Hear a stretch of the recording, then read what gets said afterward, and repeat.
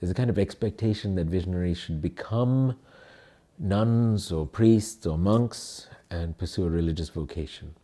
And even if they don't do that, even if people don't expect that, they still think, well, if you're a visionary, you should more or less live like a hermit or live as a great saint, etc. Saint Bernadette really is quite exceptional. She showed a lot of prudence, wisdom, care.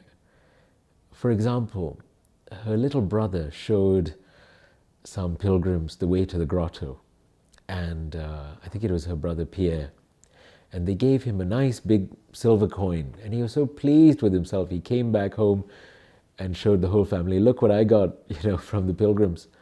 And Saint Bernadette, when she saw that, she slapped him and she said, go back now and give it back.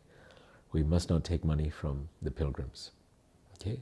And then later, when she was in the convent at Nevers, she heard that her sister Tony, Antoinette, had opened a shop and was selling rosaries.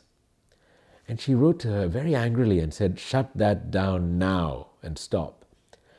And Tony, to her credit, wrote back equally vehemently and said, look, I need to live. We have no other means of making money. And then Bernadette said, okay, but make sure you never become rich. Okay? But even in Bernadette's time, people said nasty things about the apparitions and Bernadette's family. They said, oh, look, the Subiru, they used to live in the cachot, the dungeon, and now they live in a fairly decent place. And, the father's got a job, the mother doesn't have to work so hard anymore. This is all a bit suspicious. This is a bit too convenient. Okay, they said that about Bernadette. They said that about the kids at Fatima, because the place of the apparition was on land owned by the uncle, which was then sold to the church. The family made quite a bit of money out of it. They rebuilt the house. They lived a more comfortable life after the apparitions. The family lived a more comfortable life. Okay, the two kids, Francisco and Jacinta, suffered horribly and died soon after, and Lucia then had to go off to the convent.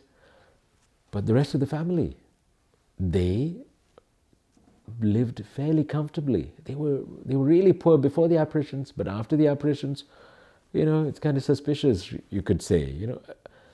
I'm not suspicious, okay? I'm just saying people were suspicious and said nasty things about them.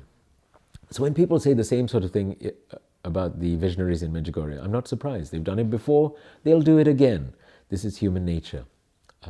But I want to address the fact that the visionaries did not become religious.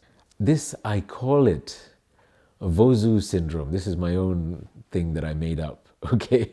And it's called Vozu, named after Saint Bernadette's novice mistress, who later became Mother Superior, Marie-Thérèse Vozu, because she said that she saw herself as being far more worthy than Bernadette to receive an apparition. In her own words, I quote, "If the Holy Virgin wanted to appear somewhere on earth, why would she choose a common illiterate peasant instead of some virtuous and well-instructed nun?" She meant herself, I think. And I think a lot of people suffer from this.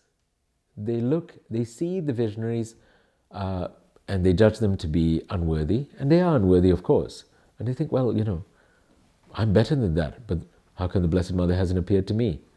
Well, we don't know. We don't know who God chooses to send Our Lady to. It's not up to us to decide, okay?